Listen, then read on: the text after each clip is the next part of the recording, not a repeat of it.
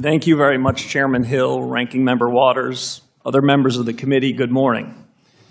It's a real privilege to join you. At my very first appearance here before this panel, I'm particularly honored to represent my superb colleagues from the Federal Reserve System. In submitting the monetary policy report, as is our obligation and our duty, I think of a long line of central bank chiefs that have appeared in this very room before Congress in keeping with the Federal Reserve Act. One of the largest figures in Federal Reserve history is Alan Greenspan, who passed away about a month ago after a century of life. We at the Fed recall the chairman's strong and steady leadership, his strong hand, in a period of rapid economic change. And today we honor his memory. As a country, we just marked our 250th year. And when Americans count our blessings, we include an economy predicated on the brilliance of our constitutional design and a system of ordered liberty, an economy without equal in all it's done for human flourishing. Some forms of Fed communications, which I've spoken about previously, are discretionary, but not this one, and for good reason. It's a prudent and wisely conceived obligation designed to keep the Fed accountable, responsible, and faithful to its congressional mandate of full employment and price stability. These obligations are of a piece with the Fed's rightful independence in the conduct of monetary policy. Stepping back, I would say today as we sit here, Mr. Chairman, we're at a hinge point in history. It's up to all of us to meet this moment. The task for this generation of policymakers and of individuals and households in the private sector is to ensure that the American economy excels far into the future. Now, at the Fed, our number one objective is getting monetary policy right. That's our clear and constant aim, the star we steer by. And if we get policy right, and I can assure you we will, the inflation surge of the last 5 years will be a thing of the past. Just a month ago, I chaired my very first meeting of the FOMC. My colleagues and I recognize that high inflation has been an undue burden on American households and businesses. And while monthly price volatilities and variations are inevitable, especially in an unsettled world, underlying inflation over longer time horizons is determined largely by monetary policy. As the chairman said at the outset, inflation's a choice. The members of our committee have no tolerance for persistently elevated inflation, and we share a resolute commitment to ensure price stability. This was the focus of our June meeting, at which we decided to hold the target range in the Fed funds rate at 3.5 to 3.75%.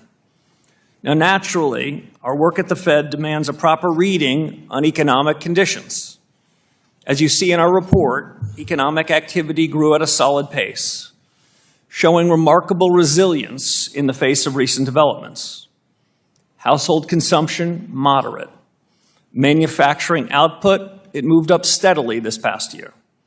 The housing sector, however, gives a somewhat different picture and continues to lag. I want to highlight the most striking feature of this economy right now, and it's business investment.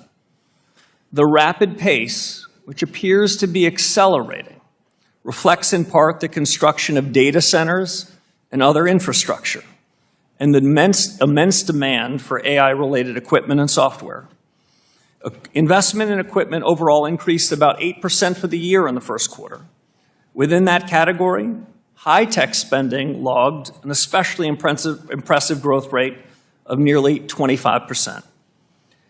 At the Fed, we don't yet know fully the extent to which the economy will benefit from AI. Yet it seems inevitable that that which we're now calling AI investment will soon just be called investment. Even so, new opportunities for the economy introduce new challenges for central bankers. We at the Fed are monitoring the implications for employment and for inflation. That brings me briefly, I'll end here so I don't go afoul of the time commitment, to the supply side of the economy, which deserves equal measure of discussion. Productivity growth has been strong, predating gains from AI adoption. America's labor force appears stable. Job creation has in fact kept pace with the workforce. The unemployment rate is low and changed little over the last year.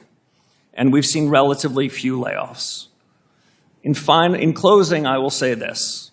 I came to my new position as a believer in the very best of the Fed's traditions.